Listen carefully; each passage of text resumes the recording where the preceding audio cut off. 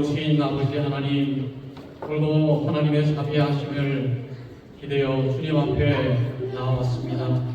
우리의 마음 속에 바라고 연약한 심령으로 위한 시간 주님을 바라보기를 원합니다. 응답하여 주시고 임재하여 주시고 성령으로 충만케 하여 주셔서 주님의 귀한 말씀이 나에게 주시는 하나님 말씀 되게 하시는 귀한 시간 되게 하여 주옵소서. 감사드렸고 예수 그리스도의 이름으로 기도드리옵나이다. 아멘. 오늘 자기 십자가라고 하는 말씀의 제목을 가지고 이 시간 우리 하나님의 말씀을 보기를 원합니다. 오늘 예수님께서 제자들을 모아놓고 이제 드디어 자신이 고난 받을 것과 죽임을 당할 것, 그리고 사흘 만에 다시 살아날 것들을 제자들에게 말씀을 하셨습니다. 아주 주장하고 우리 예수님의 그런 담대한 그런 모습 우리가 이 말씀을 통해서 볼 수가 있는데요. 예수님의 이 귀한 말씀을 듣고 베드로가 문제제기를 시작을 했던 것이죠. 우리가 본문 말씀을 다시 한번 보도록 하겠습니다. 31절과 32절 말씀을 다시 한번 보도록 하겠습니다. 인자가 많은 고난을 받고 장로들과 대제사장들과 서기관들에게 버림받아 죽임을 당하고 사흘 만에 살아나야 할 것을 비로소 그들에게 가르치되 드러내놓고 이 말씀을 하시니 베드로가 예수를 붙들고 항변하매. 우리 예수님께서 자신의 십자가를 지실 것을 말씀하실 때에 베드로가 예수를 붙들고 항변했다라고 말씀하는 것이죠. 예수를 손으로 붙들고 예수님에게 항변했다. 이 항변했다라고 하는 말씀을 헬라어로 보면 에피티마오라고 하는 말씀입니다. 에피티마오라고 하는 헬라어 말씀의 뜻은 꾸짖다라고 하는 얘기예요. 꾸짖었다. 책망하다라는 말씀이죠. 여러분, 예수님은 그 당시에 30대 초반, 근데 베드로는 예수님보다 훨씬 나이가 많았던 것으로 보이죠.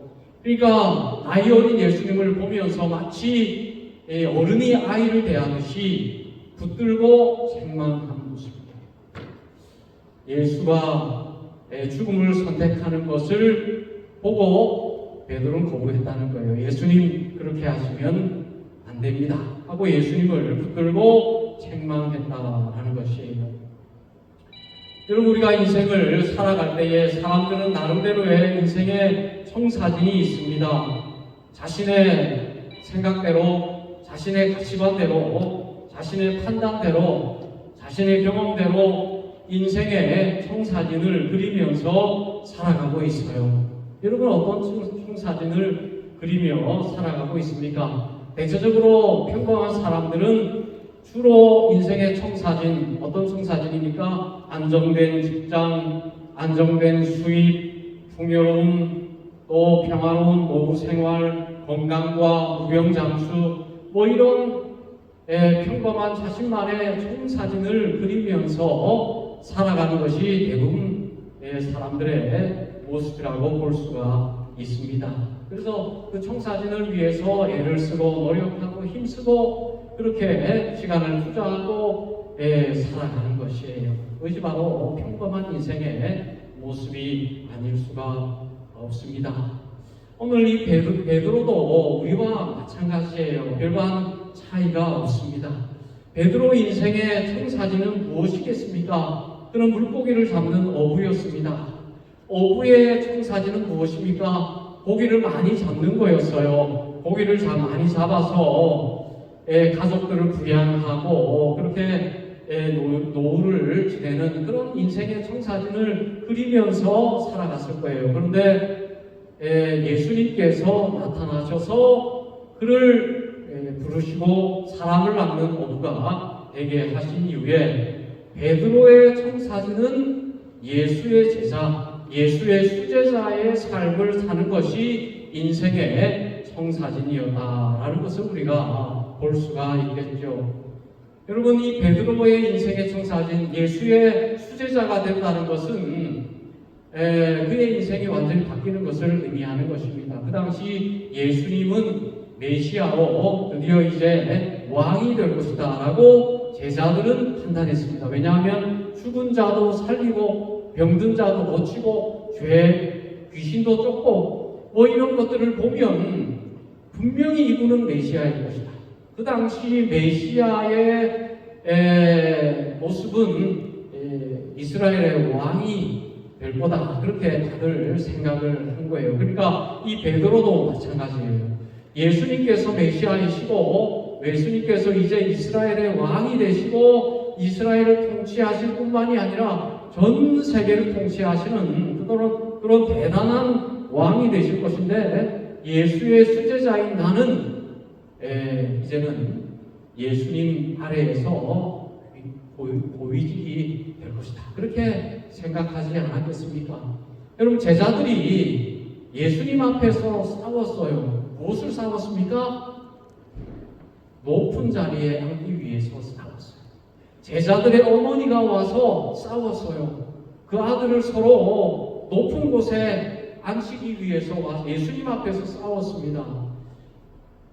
그 당시 제자들의 기대가 그러했습니다. 예수를 통해서 아름다운 자신의 인생의 청사진을 그렸다는 말이에요. 그런데 예수님께서 제자들 앞에서 자신들의 인생의 기대와 청사진과는 상관없이 자신이 고난받을 것과 죽을 것과 사흘 만에 다시 살아날 것을 말씀하실 때에 베드로는 절망감을 느꼈습니다.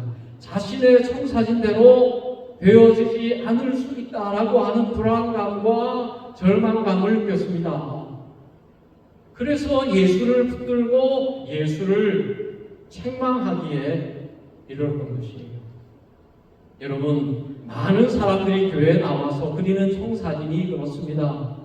좋은 직장과 사업의 번창과 건강과 자녀의 형통과 이런 것들을 기대하며 꿈꾸며 교회에 봉사하는 이유, 헌금 내는 이유, 믿음 생활하는 그 이면에 자신이 그리는 청사진이 숨어 있다라는 거예요. 여러분, 이 베드로와 많은 그리스도인들의 모습이 이토록 닮아 있는 거예요. 베드로를 비판할 수 없는 것이 바로 많은 그리스도인들의 청사진과 베드로의 청사진이 닮아 있기 때문에 그렇습니다. 여러분, 예수 그리스도를 통해서 주시는 인생의 청사진, 여러분 어떤 청사진을 그리고 있습니까? 우리가 그리는 청사진과 예수가 우리에게 보여주는 그 청사진이 닮아있지 않다면, 너무나 다르다면 우리는 잘못된 신앙생활을 하고 있는 거예요. 여러분, 그런 베드로를 보면서, 잘못된 청사진을 그리는 베드로를 보면서 예수님께서는 말씀하셨습니다. 34절 말씀을 다시 한번 공독하겠습니다. 예수께서 돌이키사 제자들을 보시며 베드로를 꾸짖어 이르시되 사탄아 내 뒤로 물러가라. 내가 하나님의 일을 생각하지 아니하고 도리어 사람의 일을 생각하는도다 하시고, 예수께서는 베드로의 잘못된 인생의 청사진을 꾸짖으셨어요. 여러분, 예수님께서는 우리의 생각을 다 알고 계십니다. 하나님은 우리의 마음의 의도를 다 알고 계세요. 우리의 동기와 우리의 마음의 생각과 우리의 계획을 우리가 말하기 전에 하나님께서는 이미 다 보고 계시고 알고 계시는 거예요. 그래서 시편 139편 1절에서 4절 말씀해 보면, 여호와여 주께서 나를 살펴보셨으므로 나를 아시나이다. 주께서 나를 안고 일어섬을 아시고 멀리서도 나의 생각을 밝히 아시오며 나의 모든 길과 내가 눕는 것을 살펴보셨으므로 나의 모든 행위를 깊이 아시오니 여호와여 내 혀의 말을 알지 못하시는 것이 하나도 없으시니이다. 하나님은 우리가 말하기 전에 우리의 마음의 의도를 다 알아요. 어떤 마음으로, 어떤 생각으로 우리가 살아가는가를 다 알고 계십니다. 예수님께서 이 베드로의 말, 마치 많은 사람들은 예수를 걱정하는 것처럼 보았을 수도 있어요. 와, 베드로가 정말 예수를 생각하는구나. 예수의 죽음 정말 가슴 아파하는구나. 그렇게 제자들이 보고 역시 수제자군요. 역시 베드로예요. 예수를 저렇게 귀하게 생각하다니요? 라고 생각할 수도 있지만 예수님은 베드로의 마음이 어떤 마음으로 그 말을 했는지를 다 알아요. 어떤 마음이었습니까? 예수님 십자가 지지 마세요. 예수님 죽지 마세요. 왜? 예수님이 죽으면 나의 청사진이 무효가 됩니다. 내가 그렸던 나의 인생의 계획이 사라집니다. 예수님을 위해서가 아니라 나를 위해서 십자가 지시면 안 됩니다. 결국에 그 말을 하고 있는 거예요. 여러분, 우리가 예수를 믿는데 예수를 잘 믿는 것이 무엇입니까? 예수의 마음에 합한 삶을 살아가는 거예요. 내 마음이 원하는 대로 믿는 것이 아니라 예수께서 원하시는 대로 예수의 마음에 합한 삶을 살아가는 것이 바로 참된 믿음 생활이라고 말할 수가 있어요. 사도행전 13장 22절 말씀에 패하시고 다윗을 왕으로 세우시고 증언하여 이르시되 내가 이새의 아들 다윗을 만나니 내 마음에 맞는 사람이라 내 뜻을 다 이루리라 하시더니, 여러분, 다윗처럼 위대한 왕이 없죠. 위대한 다윗이 왜 위대한 왕으로 하나님 앞에 인정을 받았습니까? 다윗의 마음은 하나님의 마음에 맞았기 때문에. 하나님의 마음에 맞는다라고 하는 말씀이 무엇입니까? 하나님의 마음대로 살아간다. 하나님의 뜻대로 살아간다는 거예요. 그러니까 하나님의 마음에 맞았던 다윗을 통해서 하나님은 내 뜻을 그를 통해서 이루리라. 여러분, 오늘 믿음 생활의 핵심은 뭐예요? 내 뜻을 하나님을 통해서 이루는 게 아니에요. 내가 원하는 것을 하나님을 통해서 이루는 것이 아닙니다. 나의 소원을 이루는 게 아니에요. 내가 잘 먹고, 내가 잘 살고, 내가 출세하고 성공하고, 내가 바라는 것을 예수를 통해서 이루는 것이, 나의 자아를 실현하는 것이 믿음 생활이 되어서는 안 됩니다. 많은 그리스도인들의 믿음 생활이 그 차원에 머물러 있어요. 기도 생활이 거기에 머물러 있어요. 말씀 생활이 거기에 머물러 있어요. 내가 좋아하는 말씀, 형통하리라, 내가 너를 도와주리라, 내가 너를 인도하리라. 아, 그렇군요. 내가 원하는 대로 살게 해 주시겠다는 것이군요. 말씀을 그렇게 이해하고 해석하고 아주 인수격으로 하나님의 말씀을 보고 이해하고 그렇게 믿음 생활하는 믿음의 사람들이 얼마나 많아요. 기도 생활도 마찬가지예요. 기도를 통해서 나의 꿈을 이루고 기도를 통해서 나의 자아를 실현하기 위해서 기도하는 그리스도인들이 얼마나 많이 있습니까? 그것은 다윗의 믿음의 모습과는 너무나 멀리 떨어져 있는, 다윗은 하나님의 마음에 맞추었어요. 하나님을 내 마음에 맞추는 것이 아니라 내 마음을 하나님의 마음에 맞추었습니다. 힘들지만 여러분, 하나님의 마음에 맞추는 것은 힘들고 결단이 필요하고 어렵지만 그게 신앙생활이에요. 그게 믿음 생활이에요. 그렇게 할 때에 하나님께서는 그를 통해서 하나님의 뜻을 이루시는 거예요. 놀라운 일이 일어납니다. 여러분, 다윗을 통해서 하나님의 뜻이 실현되어 나아갔던 것이에요. 여러분, 위대한 다윗의 그 놀라운 이스라엘의 역사에 정말 칭송받을 만한 일들이 그 다윗의 시대에 일어났다. 하나님의 마음에 맞추며 살았던 그 다윗을 통해서 일어나는 것입니다.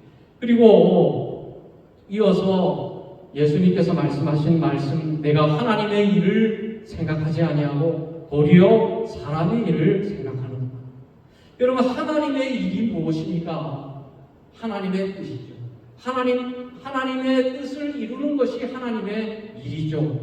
여러분, 예수님께서 이 땅에 오신 것이 바로 하나님의 일이었습니다. 하나님의 일을 하기 위해서 이 땅에 오셨습니다. 예수님께서는 하나님께서도 일하시니 나도 일한다라고 말씀하신 뜻이 뭐예요? 나는 하나님의 일을 하는 삶을 살기 위해서 이 땅에 왔다. 하나님의 일은 뭐예요? 고난받고 십자가를 지는 거예요. 베드로는 예수님에게 하나님의 일을 하지 못하게 하고 사람의 일을 하게 했습니다. 사람의 일은 뭐예요? 십자가를 지지 않는 거예요. 내가 원하는 대로 하는 겁니다. 내가 보기 좋은 대로 살아가는 거예요. 선악과를 아먹을 때에 먹음직도 하고 보암직도 하고 내가 나의 뜻을 나의 꿈을 이루어 주는 것만 같은 그러한 모습을 보고 그 선악과를 안 먹은 것처럼 그것이 사람의 일이에요. 여러분 그 사람의 일은 사단의 일. 여러분 하나님의 일과 사람의 일 이것은 하나님의 일과 사탄의 일과 같은 의미가 되는 것입니다. 여러분 보기 좋은 거 먹고 싶은 거 하고 싶은 거 하는 거 그것은 사단의 일이에요. 여러분 하나님의 일은 무엇입니까? 십자가를 지는 거예요. 십자가를 지는 것은 하기 싫은 일이죠. 어려운 일이죠. 힘든 일이고 나에게 도전을 주고 결단을 주는 일입니다. 그러나 그것이 하나님의 일이에요. 왜? 하나님의 일은 하나님의 뜻에 합한 것이고 하나님의 뜻을 이루는 것이기 때문에 여러분 마귀의 특징은 뭐예요? 마귀는 하나님의 일을 하지 못하게 하는 거예요. 우리가 태어나서 죽을 때까지 하나님의 일을 방해하는 것이 사단입니다. 사단의 일의 핵심은 뭐예요? 사단의 일, 사람의 일을 하며 살게 하는 거예요. 네가 하고 싶은 대로 해라. 네가 좋아하는 거 해라. 네가 먹고 싶은 거 먹고 마시고 싶은 거 마시고 하고 싶은 일을 하고 그게 바로 마귀가 우리에게 여러분 오늘 마귀는 십자가를 지지 못하게 하는 거예요. 예수님께서 40일 금식기도 하시고 성령 충만하실 때에 마귀가 나타나서 예수님을 시험합니다. 예수님께서 배고프실 때에 40일 금식하고 배고프실 때에 마귀가 나타나서 예수님에게 뭐라고 그랬습니까? 내가 만일 하나님의 아들이거든 이 돌을 떡덩이가 되게 해라. 떡이 되게 해서 먹고 마셔라. 너 왜 배고픈데 이것으로 떡을 만들어서 먹지 왜 그러냐? 무슨 말씀입니까? 너의 육신의 정욕을 위해서 살아라. 그 말씀. 너의 마음이 움직이는 대로 판단하고 살아라. 너의 육신이 원하는 대로 그것을 충족하며 살아라. 그것이 바로 사단의 시험입니다. 근데 예수님께서 뭐라고 대답하셨어요? 예수께서 대답하여 기록되었으되 사람이 떡으로만 살 것이 아니요 하나님의 입으로 나오는 모든 말씀으로 살 것이냐. 하나님의 말씀으로 살아가야 할 것으로 사단의 그 시험을 이겨나가는 거예요. 그리고 사단이 또 예수님께 와서 뭐라 그랬습니까? 성전 꼭대기에 예수를 데리고 와서 네가 만일 하나님의 아들이오든 뛰어내려라. 하나님께서 너를 위해서 그의 사자를 명하여 그들의 손이 너의 발을 받들어 돌에 부딪히지 않게 할 것이다. 여러분 예수님께서 뛰어내리면 죽겠습니까? 살겠습니까? 죽지 않죠. 하나님이 왜 죽겠어요? 사단이 그렇게 예수님에게 그러한 시험을 준 것은 뭐예요? 하나님을 수단화하지 말라는 거예요. 수단화하지 말. 내가 원하는 대로 하나님을 부리지 말라는 것입니다. 내가 필요할 때마다 하나님 앞에 하나님 이거 필요해요. 하나님 적어주세요. 그렇게 하지 말라는 거예요. 네가 만일 하나님의 아들이거든 하나님께서 너의 발이 땅에 부딪히지 않게 해 주시지 않겠느냐. 뛰어내려라. 그때 뭐라고 그럽니까? 주 너의 하나님을 시험하지 마라. 여러분 우리가 살면서 하나님을 시험할 때가 얼마나 많습니까? 하나님 이거 주세요. 하나님께서 말씀하셨죠. 구하라 그리하면 너에게 주실 것이라. 찾으라 찾을 것이라. 이 말씀을 지독하게 왜곡해서 네가 원하는 대로 구하면 주실 거라고 그렇게 착각하고 그 말씀을 붙들고 내가 원하는 대로 구하는 거예요. 그 말씀이 네가 원하는 대로 구하라는 게 아니잖아요. 하나님의 뜻에 근거해서 하나님의 뜻대로 구하라는 말씀이지, 네가 원하는 것을 기도를 통해서 이루어라라는 말씀 아니잖아요. 많은 그리스도인들이 하나님을 부려요. 하나님, 이거 필요해요. 물질 필요해요. 돈이 없으니 돈 주세요. 직장 필요합니다. 직장 주세요. 이거 주세요. 저거 주세요. 하나님을 부려요. 하나님을 시험해요. 하나님 왜 안 주세요? 나에게는 왜 응답 안 합니까? 내가 정말 하나님의 자녀 맞습니까? 나의 하나님 맞습니까? 바로 이 사단의 말을 하고 있는 거예요. 내가 만일 하나님의 아들이어든 돌이 땅에 떨어져 부딪히지 않게 해주시고, 하나님, 내가 하나님의 아들이라면 이거 해주실 줄로 믿습니다. 사단의 말을 하고 있는 거예요. 여러분, 우리의 인생의 성공의 수단으로 하나님을 구하지 마십시오. 하나님을 이용하지 마십시오. 그것은 사단의 일입니다. 마지막으로 사단이 예수께 나와서 높은 산으로 올라가서 서남왕국의 모든 영광을 보여주며 그에게 엎드려 나에게 경배하면 내가 이 모든 것을 너에게 주리라. 사단이 예수께 말씀합니다. 그때 예수께서 사단아 물러가라. 주 너의 하나님께 경배하고 다만 그를 섬기라. 여러분, 영광 받기를 원해요. 우리는 영광 받기를 원해요. 왜? 마귀의 자식입니까? 마귀가 뭐예요? 하나님을 제일 가까운 곳에서 섬겼던 천사가 마귀예요. 근데 그 하나님의 천사를 자기가 받고 싶었어요. 그래서 하나님을 대적했습니다. 그리고 이 사단이 타락해서 이 땅을 떠났다고 했죠. 이 사단이 바로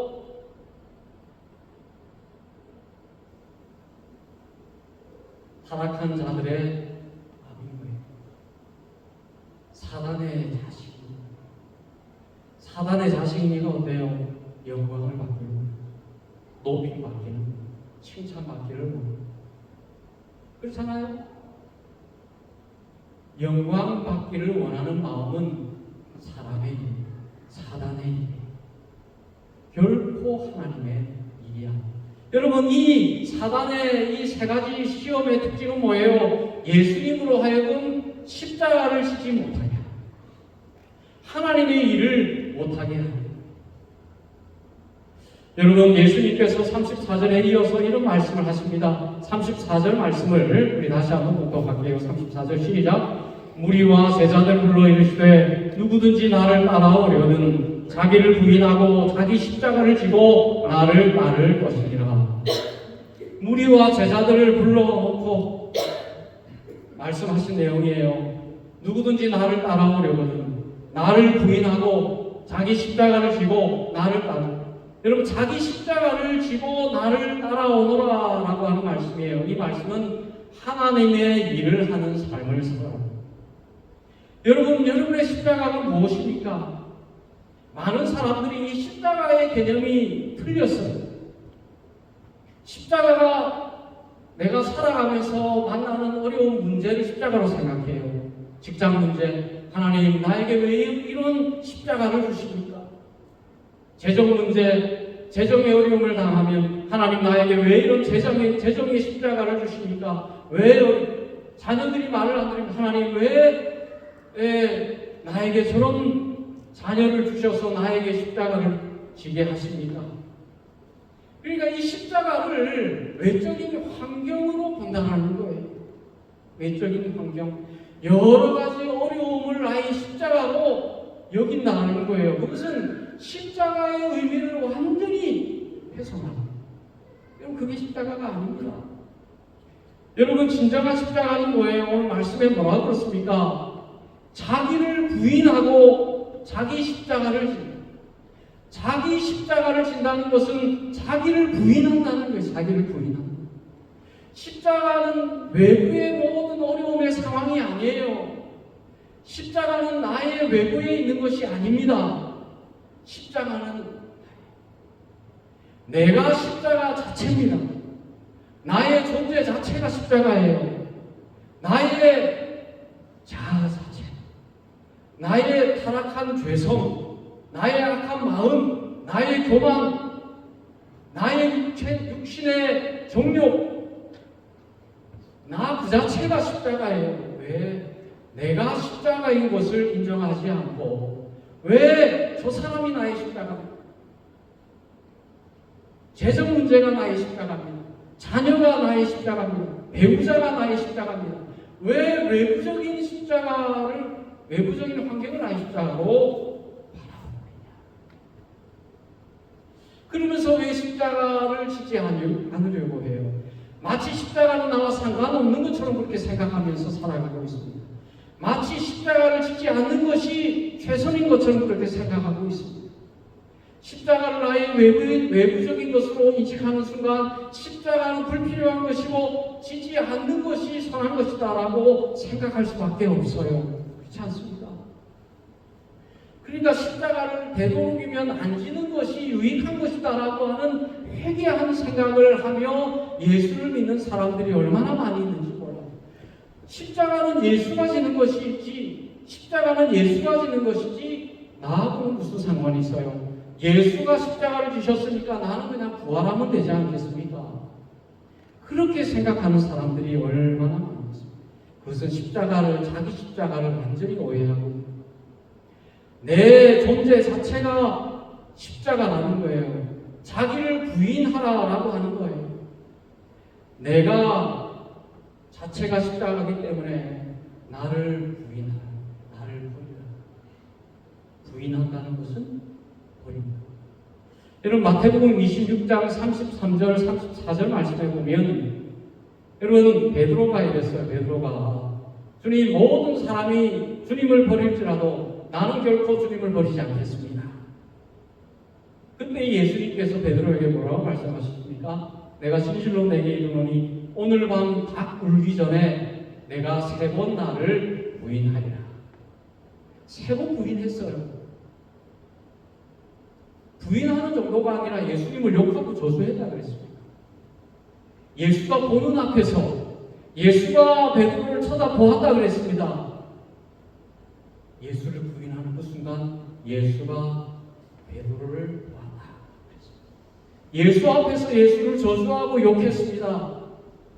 그게 부인이에요. 나를 부인한다는 것, 자기를 부인한다는 것은 나를 버린다는 것. 그동안 의지했던 나인데, 그동안 기대했던 나인데, 나의 능력, 나의 경험, 나의 존재 기대어서 살아갔던 나인데 나를 부인한다는 것은 나를 버린다는 거예요. 어려워요. 나를 버린다는 것이 정말 어려워요. 나는 정말 쓸모없는 존재입니다. 나에게는 희망이 없습니다. 아무리 나의 마음을 돌아봐도 선한 것이 하나도 없습니다. 그걸 인정하기가 여러분 많지가 않아요. 쉽지가, 그 단계까지 가기가 쉽지가 않아요. 마음속에 교만이 솟아나요. 그래도 나는 그래도 착한 부분이 있지. 그래도 저 사람보다는 내가 낫지. 저 사람보다는 내가 그래도 믿음 있지. 그래도 내가 좀 착하지. 그런 마음이, 그런 기대감이, 그런 희망이 여전히 내 마음속에 있는 거예요. 그러니까 나를 부인하기가 어려워요. 그러니까 성경은 뭐라 그럽니까? 나를 십자가에 못 박아라. 너의 몸을 쳐서 복종시켜라. 그런 교만과 그런 생각이 들면 쳐서 복종시켜라. 그래서 사도 바울은 갈라디아서 5장 24절 말씀에 그리스도 예수의 사람들은 육체와 함께 그 종력과 탐심을 십자가에 못 박아. 쳐서 복종시키고 십자가에 못 박아.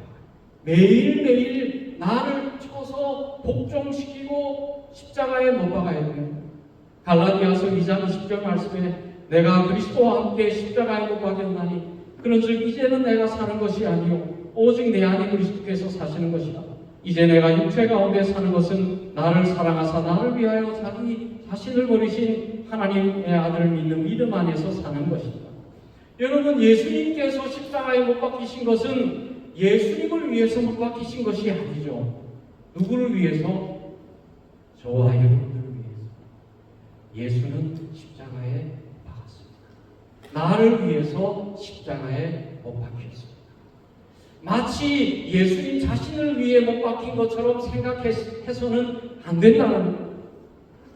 여러분, 예수님께서 십자가를 지고 골고다 언덕 위로 올라가실 때에 여인들이 그 예수님을 바라보면서 울었어요. 예수님, 아 예수님 불쌍합니다. 예수님 마음이 아픕니다. 저렇게 병을 고쳐주시던 예수님인데 어떻게 저렇게 되셨나요? 너무 아파요. 마음이 아파요. 그때 예수님께서 그 여인들에게 뭐라고 말씀하셨어요? 나를 위해 울지 말고 너와 너희 자녀들을 위해서. 예수님의 십자가는 예수님을 위한 십자가가 아니라 너와 너희 자녀들을 위한 십자가입니다. 예수님께서 십자가를 지셨을 때에 나의 육체, 나의 죄성이 함께 십자가에 못 박힌 것이다라고 말씀합니다. 그러니까 예수님께서 십자가에 못 박히신 것은 내가 십자가에 못 박힌 것이나 다름이 없다라고 하는 말씀. 그것이 바로 여러분 우리 인생의 출발점이에요. 그 출발을 못하고 예수를 믿는 사람들이 교회에 얼마나 많이 있는지 출발이 안 됐어요. 여전히 나에게 희망이 있고 나는 기대할 수 있는 존재로 남아서 어떻게 예수의 십자가에 못 박히겠어요? 그러니까 여러분, 우리가 예수를 믿는다는 것은 일부분 수리하는 것을 의미하지 않습니다. 일부분 고쳐 쓰는 것을 의미하지 않아요. 아, 나는 이렇게 파괴됐으니까 하나님 고쳐주셔서 이 부러진 팔을 고쳐주셔서 팔을 움직이게 해주셔서 이제 그렇게 해주시는 하나님이 우리를 재활용하시고 수리해 주시는 차원으로 우리의 삶을 구원하시는 것이 아닙니다. 하나님이 우리에게 원하시는 것은 우리를 수리해서 쓰는 것이 아니라 우리를 완전히 허물고 새로 재창조해 주시는, 새로운 존재로 새로 창조해 주시는 것입니다. 그렇지 않습니까? 그러니까 여러분, 우리가 예수 믿는다는 것은 우리의 인생 전체가 완전히 바뀌는 거예요. 우리의 생각이 완전히 바뀌고 우리의 자아가 완전히 바뀌고 완전한 새로운 존재가 되는 것입니다. 우리의 영과 생각과 정신과 우리의 모든 삶이 새로운 존재가 됩니다. 그래도 고린도후서 5장 17절 말씀에 그런즉 누구든지 그리스도 안에 있으면 새로운 피조물이라 이전 것은 지나갔으니 보라 새 것이 되었다. 하나님은 우리를 일부분 고쳐서 쓰시는 분이 아니라 우리를 완전히 새로운 피조물로 새로 만들어서 하나님께서 우리를 변화시키셔서 우리를 하나님의 자녀 되게 해주신다. 그러니까 여러분, 오늘 우리는 우리의 생각대로가 아니라 하나님의 생각대로 살아가실 수 있기를 바랍니다. 무엇을 먹을까? 무엇을 마실까? 나의 인생의 자랑과 육체의 정욕과 안목의 정욕을 위해서 살아가는 것이 아니라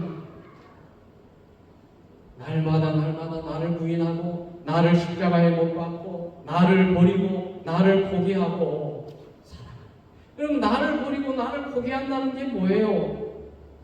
하나님의 말씀을 순종하는.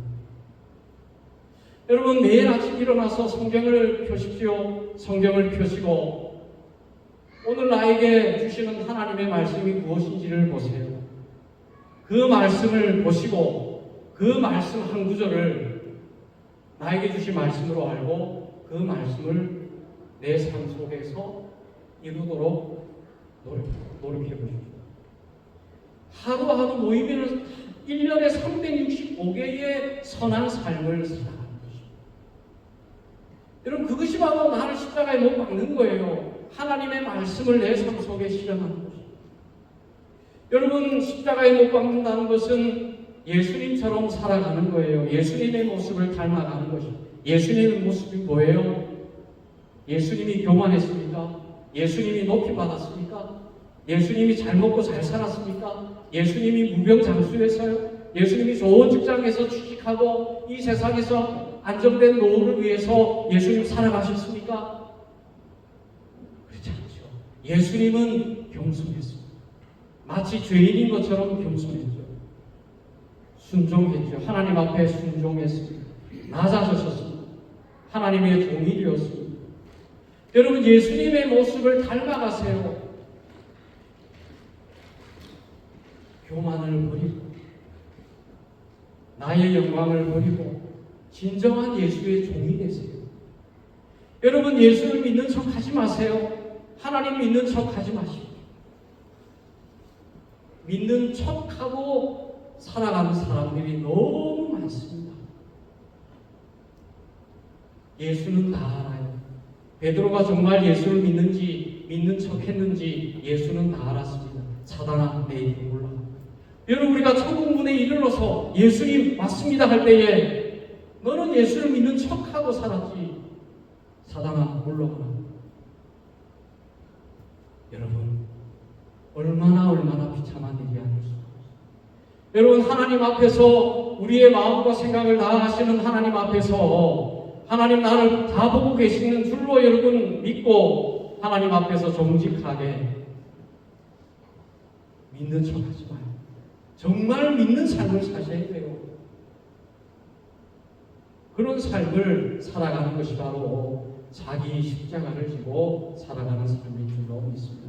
같이 기도하겠습니다. 하나님 아버지, 오늘 우리에게 주신 이 영광의 십자가를 바라보고 십자가를 나의 십자가로 알고 믿음의 삶을 살아가는 저희들 다 될 수 있도록 하나님 은혜를 더하여 주옵소서. 감사드렸고 예수 그리스도의 이름으로 기도드려옵나이다. 아멘. 461장 찬송 부르시겠습니다.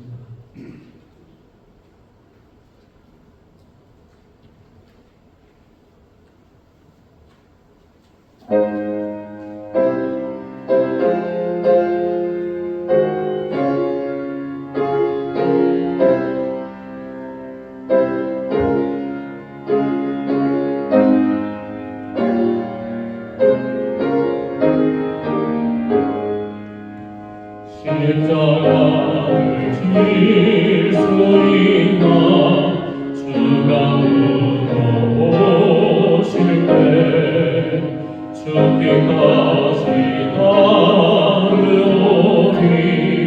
성도 대답하여다 우리의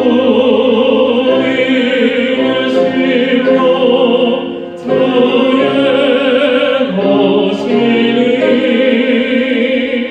주님의 영상 만드소서. 주의 떠나 살아갈 동안 사랑과 충성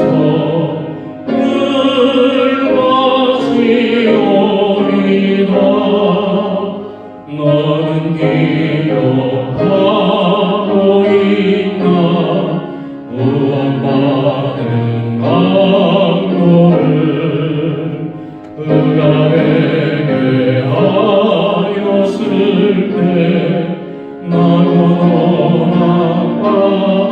낙받았고 우리의 심령 주의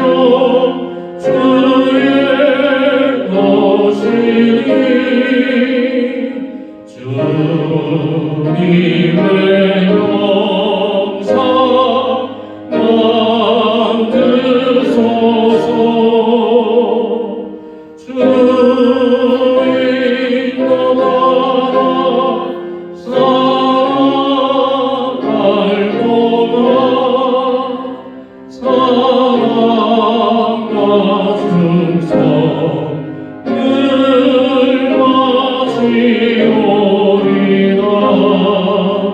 걱정 근심 없는 그들 너를 불러 높을 때 주께 내 영광 드리겠다 최후 승리 믿으며 우리의 심령 주의 주님의 영상 만드소서.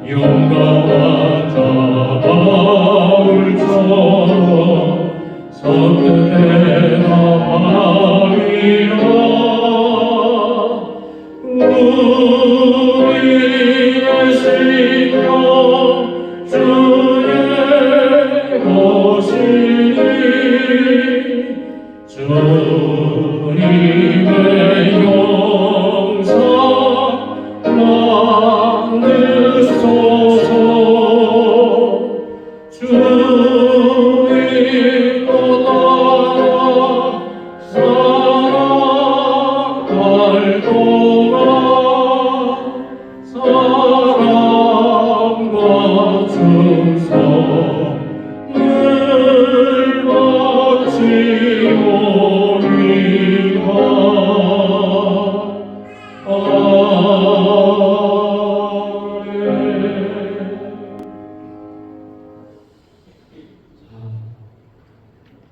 교회 소식은 주보를 참고해 주시고요. 우리 교회 인스타가 새롭게 개설이 되었습니다. 이 노은주 집사님이 잘 만들어 주셔서요. 여러분 이렇게 잘 보시고 활용을 주시면 감사하겠습니다.